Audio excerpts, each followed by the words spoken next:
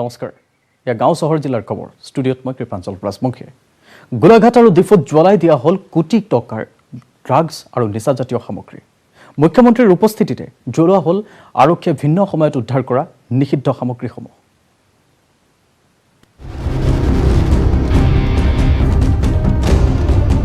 পঞ্চভূতত বিলীন হ'ল 163 কোটি টকাৰ ড্ৰাগছ ড্ৰাগছৰ চিটাত অগ্নিসংযোগ খুদ মুখ্যমন্ত্ৰীৰ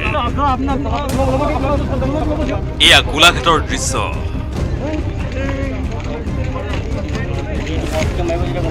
মুখ্যমন্ত্ৰীৰ দায়িত্ব লৈ ৰাজ্যত ড্ৰাগছৰ বিৰুদ্ধে কঠোৰ অভিযানৰ নেতৃত্ব লৈছিল মুখ্যমন্ত্ৰী ডক্টৰ হিমন্ত বিশ্ব শৰ্মাই ড্ৰাগছৰ বেহাৰ বিৰুদ্ধে কঠোৰ হ'বলৈ অসম আৰক্ষীক নিৰ্দেশ দিয়াৰ পিছত অসম আৰক্ষীয়ে ৰাজ্যৰ ভিন্ন প্ৰান্তত জব্দ কৰিছিল ওজন পৰিমাণৰ ড্ৰাগছ ড্ৰাগছৰ বেপাৰ আৰু অসমত কেতিয়াও চলিব নোৱাৰে আমি উত্তা পাঞ্জাবো হ'ব দিব নোৱাৰো উত্তা অসমো হ'ব আমি দিব নোৱাৰো ৰাইজে দেখা কৈ আমি ড্ৰাগছ বিলাক জ্বলাই দিম যেনেকে আমাৰ উৰুকাৰ মেজিত সমাজৰ অখুৱা অমংগল আঁতৰি যাওক সেইবুলি আমি উৰুকাত মেজিটো জ্বলাও আজি আমি ইয়াতে এটা নতুন ধৰণৰ আমি জুই জ্বলাব খুজিছো যাত আমি ড্ৰাগছ বিলাক আজি ইমান দিনে সিজ কৰা ড্ৰাগ বিলাক আমি জ্বলাই দিম আমি ইয়াতে আজি 11.88 KG morphine 2.90 KG crystal meth 3.47 KG heroin 102 KG cannabis আৰু 2,03,344টা টেবলেট আজি আমি ইয়াতে জ্বলাই দিম Our young generations can be saved from a sure devastation and the society can be saved. And he himself had watched and had the feeling the Urta Punjab film. And Assam, as he says, is become Urta Assam. Is on the way of becoming Urta Assam, and we Assam police have ever since left no stone unturned to make his dream come true, to make a drug-free society in Assam. জব্দকৃত drugs আৰু নিচাজাতীয় সামগ্ৰীসমূহ ৰাজহুৱাকৈ জ্বলাই দিয়াৰ সিদ্ধান্ত লৈছে ৰাজ্য চৰকাৰে শনিবাৰে গোলাঘাট আৰু ডিফুত মুখ্যমন্ত্ৰীৰ উপস্থিতিত সম্পন্ন হয় ড্ৰাগছ দাহন কাৰ্যসূচী We are going to cut both supply and consumption of drugs in Assam as well as supply to the rest of India. উদ্দেশ্য হ'ল ড্ৰাগছৰ বিৰুদ্ধে এটা সজাগতাৰ সৃষ্টি কৰা অসমত যাতে ড্ৰাগছৰ যোগান আৰু ড্ৰাগছৰ ব্যৱহাৰ দুইটাই যাতে আমি নষ্ট কৰিব পাৰোঁ আৰু ভাৰতৰ আন ৰাজ্যলৈকেও যাতে অসমৰ থ্ৰুদি ড্ৰাগছ নাযায় তাৰ কাৰণে আমি ব্যৱস্থা ল'ব পাৰোঁ মই আশা কৰিছোঁ শূন্য সহনশীলতা আৰু আইনে দিয়া সমস্ত অধিকাৰৰ সৰ্বতো প্ৰকাৰৰ প্ৰয়োগ কৰি অসমখনক যেন তেওঁলোকে ড্ৰাগছ মুক্ত কৰে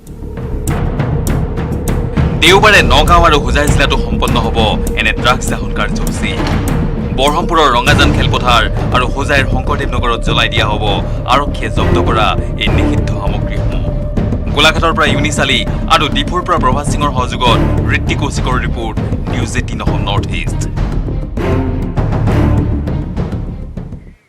কোভিডে স্বামীহৰা কৰা মহিলালৈ চৰকাৰৰ সাহায্য মুখ্যমন্ত্ৰীৰ সাহায্য আঁচনিৰ অধীনত আগবঢ়োৱা হৈছে 2.5 লাখ টকা শনিবাৰে মাজুলীত 4 গৰাকী আৰু বিশ্বনাথ জিলাত 32 গৰাকী মহিলাক প্ৰদান কৰা হয় আৰ্থিক সাহায্য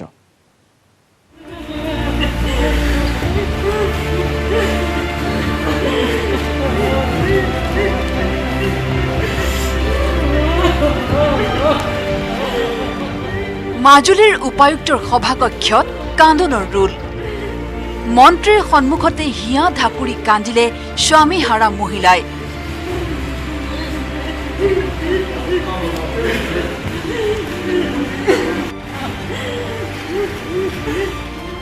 মহিলাৰ কান্দন দেখি আবেগিক হৈ পৰিল মন্ত্ৰী বিবল বৰাও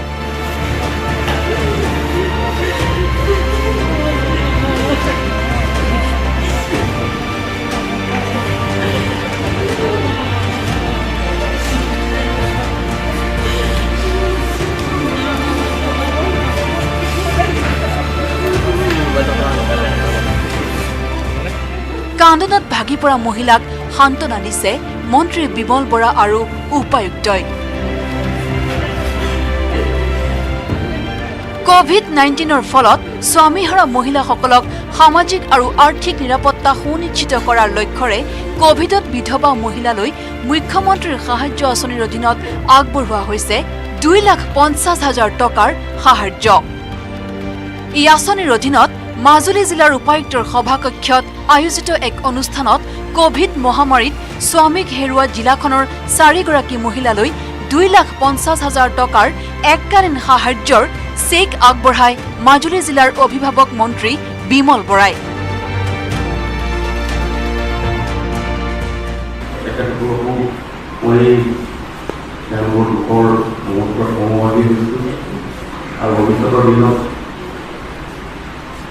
যিকোনো ধৰণৰ সমস্যাৰ সন্মুখীন হ'লে সকলোকে আমাৰ চৰকাৰৰ তৰফৰ পৰা আমি নিশ্চয় সহায় সহযোগিতা আগবঢ়াম।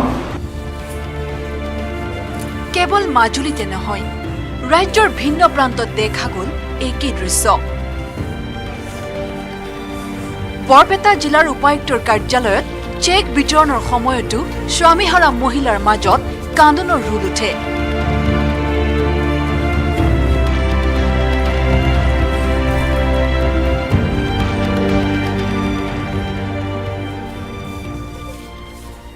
মানুহজনকতো ঘূৰাই দিব নোৱাৰে, কিন্তু কিছুমান পৰিয়ালৰ কাৰণে অলপ হ'লেও 1 কিঞ্চিত হ'লেও তেওঁলোকে সেই অনুদানটো দি সহায় কৰাৰ কাৰণে মোৰ ফালৰ পৰা অশেষ ধন্যবাদ জ্ঞাপন কৰিছোঁ।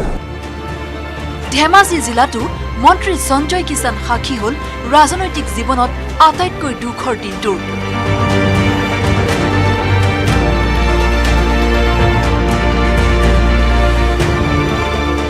আচলতে আজি মোৰ ৰাজনৈতিক জীৱনত প্ৰথমবাৰৰ বাবে অতি বেদনাদায়ক দিন বুলি পেলাই মই কৈছোঁ। কাৰণ কেতিয়াবা আমি কিবা কাৰণত আমি এগৰাকী বিধৱা মাতৃৰ ওচৰত আমি কেতিয়াবা কিবা অনুদান আগবঢ়াইছোঁ বা কিবা কৰিছোঁ, কিন্তু আজি একেলগতে 28গৰাকী বিধৱাক আমি আজি এনেধৰণৰ অনুদান আগবঢ়োৱাটো সঁচাকেই বৰ বেদনাদায়ক।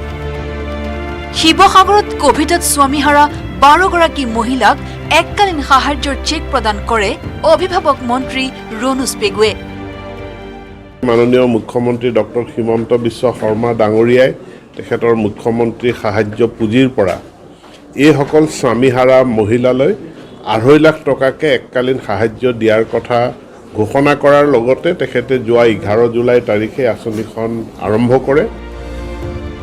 কোভিডত স্বামীক হেৰুওৱা মহিলা কেইগৰাকীয়ে টকাৰ সাহায্য লাভ কৰি আৱেগিক হৈ পৰে।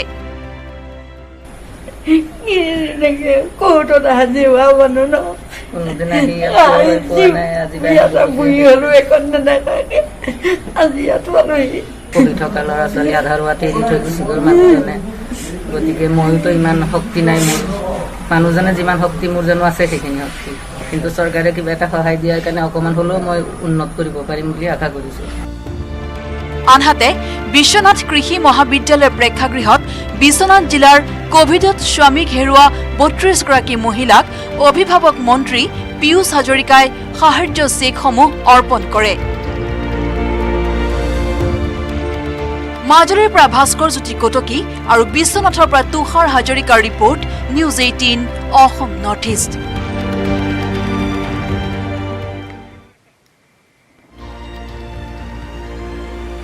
কৰিমগঞ্জৰ ভেকচিনেশ্যন চেণ্টাৰত চোৰৰ উপদ্ৰৱ। ভেকচিন ল'বলৈ অহা মহিলাৰ বেগ গাড়ীৰ ৰোষত পৰিল এটা চিলনী চোৰ। ধৃত চোৰটো জব্বাৰ আহমেদ। ৰাইজে লপা থপা দি চোৰটোক গতালে আৰক্ষীক। এই জায়গাতে একটা পকেট মাৰ এ মেলুক একজনেৰ পকেট মাৰটা সামনে থেকে চোৰৰ পৰা কতো শান্তি নাই। ব্যাগটা নিচে এই ব্যাগটা নিচে পাৰ্স। ভেকচিনেশ্যন চেণ্টাৰতো চোৰৰ অতপালি। ভেকচিন ল'বলৈ অহা মহিলাৰ পাৰ্চ চুৰ কৰি ৰাইজৰ হাতত কৰায়ত্ব হ'ল এইটো চিলনী চোৰ জব্বাৰ আহমেদ।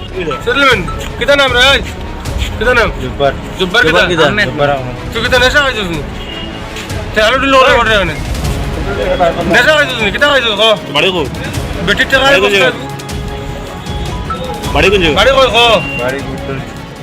ৰাইজে চুৰটোৰ পৰা পাৰ্চটো উদ্ধাৰ কৰাৰ লগতে চুৰটোক লপাথপা দি আৰক্ষীৰ হাতত চমজাই দিয়ে।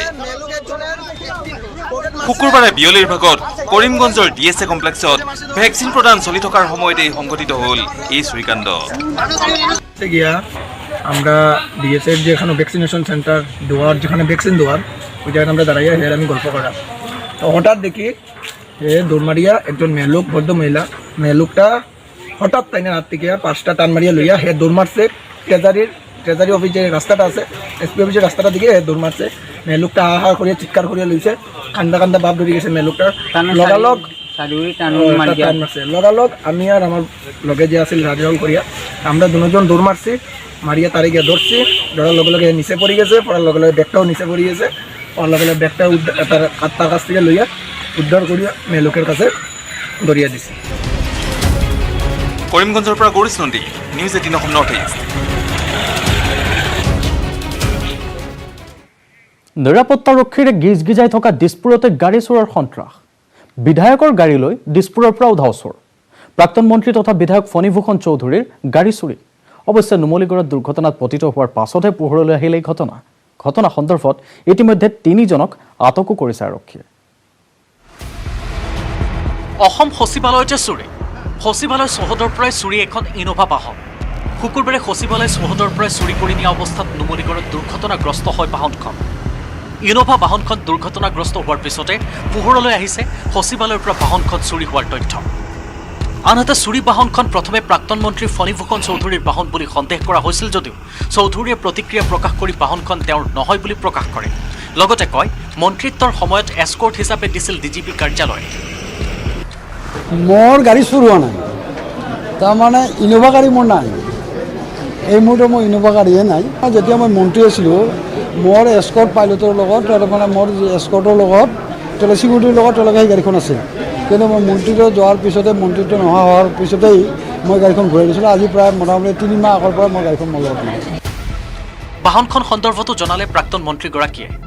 চুৰি হোৱা বাহনখন বঙাইগাঁৱৰ প্ৰদীপ শৰ্মা নামৰ এজন ব্যৱসায়ীজনে ইনোভা বাহনখন ডিজিপিৰ কাৰ্যালয়ত ভাড়া হিচাপে দিছিল। বাহনখন অসম আৰক্ষীয়ে ঠাইৰ অভাৱত সচিবালয়ৰ চৌহদতে ৰাখিছিল আৰু তাৰ পৰাই চুৰি হৈছিল বাহনখন।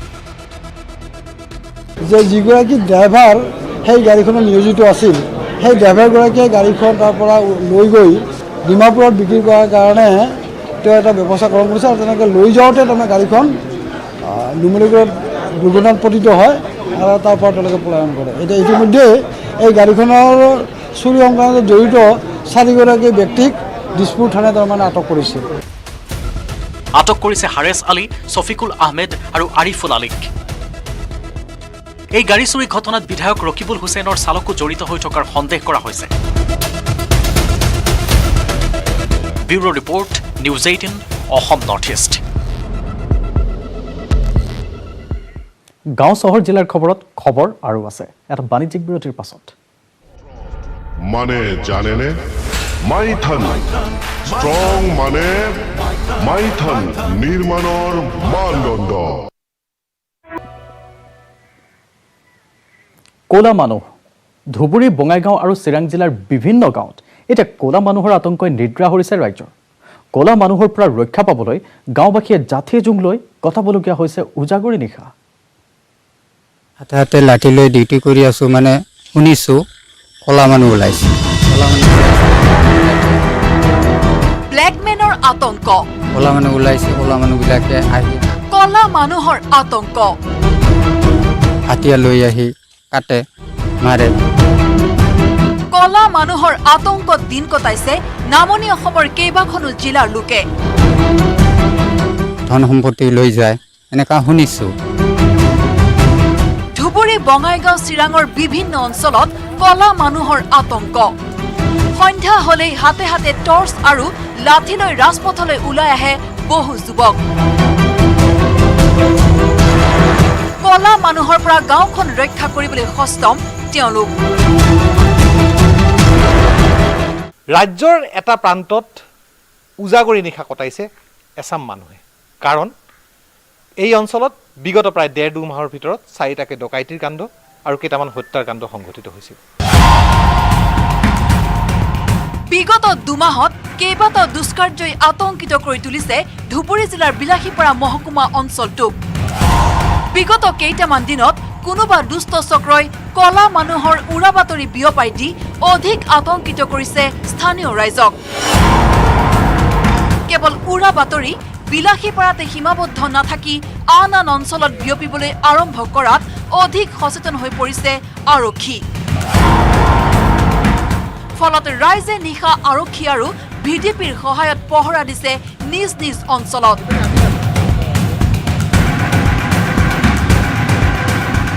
লাষ্ট 2 মান্থছত অলপ এক্সেচিভলি কিবা হৈ আছিল এনেকুৱা বস্তু। কিন্তু ব্লেক মেনৰ যিটো ৰিমাৰ্ছ হয় এইটো টোটেলি ৰিমাৰ্ছে হয়, এইটো বেলেগ একো নহয়, কাৰণ এনেকুৱা কোনো আমি পোৱা নাই, যিটো পোৱা নাই সেইটো কৈতো লাভ নাই। চ' ব্লেক মেন সেইটো টোটেলি ৰিমাৰ্ছে হয়।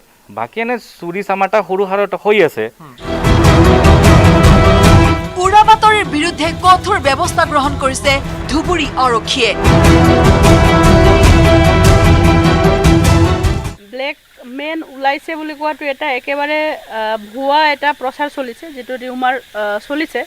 যি ভিডিপি আছে, ভিডিপিৰ প্ৰেচিডেণ্ট ছেক্ৰেটাৰী আৰু মেম্বাৰসকলে যথেষ্ট ইয়াতে আগভাগ লৈছে। তেওঁলোকে নিজে ৰাইজক সচেতন কৰিবলৈ চেষ্টা কৰিছে, কাৰণ ভিডিপিসকলে গাঁৱৰ প্ৰতিঘৰ মানুহৰ লগত তেওঁলোকৰ ভাল। ধুবুৰীৰ লগতে বঙাইগাঁও আৰু চিৰাঙৰ বহু অঞ্চলতো কলা মানুহৰ আতংকত গাঁওবাসীৰ সুৰক্ষাৰ বাবে গাঁৱে গাঁৱে নিশা পহৰা দিছে।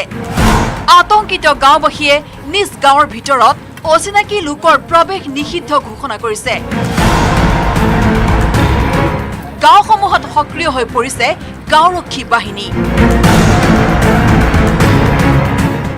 কলা মানুহ ক'ত ওলাইছে মানে বহু বেলেগ গাঁৱত ওলাইছে, যেনিবা আমাৰ গাঁৱত ওলোৱা নাই। সকলো গাঁৱতে এনেকুৱা ধৰণৰ মানে কলা পিন্ধা মানুহ আহে, কলা কাপোৰ পিন্ধি বা ওচৰ লৈ আহে, খুৰপি থুৰপি এনেকুৱা ডেকা ঠেকাৰ কেনেকুৱা লৈ আহে। সেইকাৰণে আমিও মানে আমাৰ ওচৰে পাঁজৰে গাঁওবিলাকো ডিউটি দিয়ে। কলা মানুহ ঘৰে ঘৰে আহে, তাৰপাছত মাৰপিটো কৰে, খুৰকি টুৰকি ছবি লৈ আহে। ধুবুৰীৰ পৰা জ্যোতিৰ্ময় চক্ৰৱৰ্তী আৰু বঙাইগাঁৱৰ পৰা উপানন্দ শৰ্মাৰ report, news 18 Assam north east.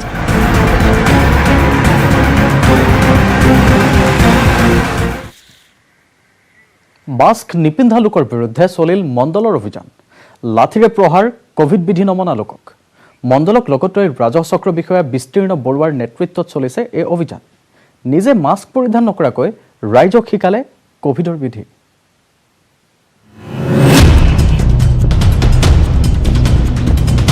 Mask নিপিন্ধা লোকক শাস্তি।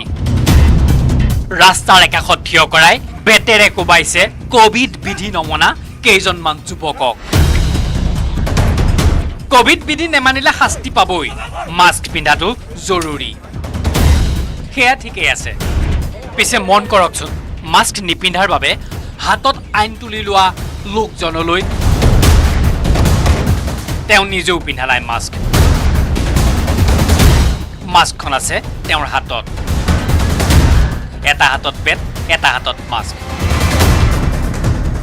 ঘটনাটো সোণাপুৰৰ ৰাজহ চক্ৰ বিষয়া এগৰাকী। নিজে আৰক্ষীৰ ভূমিকা পালন কৰিবলৈ গৈছে সোণাপুৰৰ ৰাজহ চক্ৰ বিষয়া বিস্তীৰ্ণ বৰুৱাই। বিষয়াগৰাকীক দেখি চক্ৰ বিষয়াৰ কাৰ্যালয়ত কৰ্মৰত একাংশ কৰ্মচাৰীয়েও হাতত তুলি ল'লে আইন। সুবিধা পাই গুৰুলকৈ পিটিলে মাস্ক নিপিন্ধা যুৱকক। News desk report, news 18 Assam north east.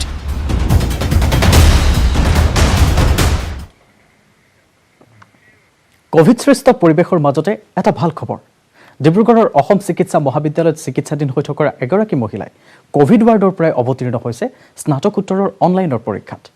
কোভিডৰ ৱাৰ্ডৰ পৰাই পৰীক্ষাত বহিব পৰাকৈ সকলো সুবিধা কৰি দিয়াৰ লগতে পৰীক্ষাত বহিব পৰা পৰিৱেশো তৈয়াৰ কৰি দিছে AMCHৰ কৰ্তৃপক্ষই।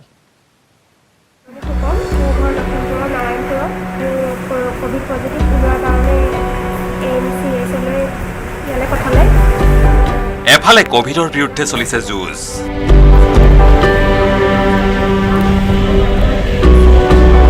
কিন্তু তথাপি ভাগৰি পৰা নাই এগৰাকী উদ্যমী মহিলা।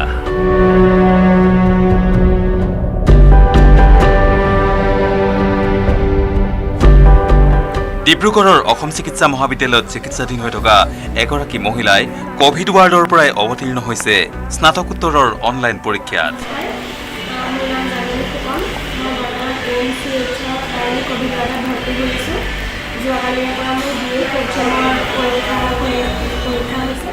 কোভিডৰ ৱাৰ্ডৰ পৰাই পৰীক্ষাত বহিব পৰাকৈ পৰিৱেশ তৈয়াৰ কৰি দিছে MCHৰ কৰ্তৃপক্ষই।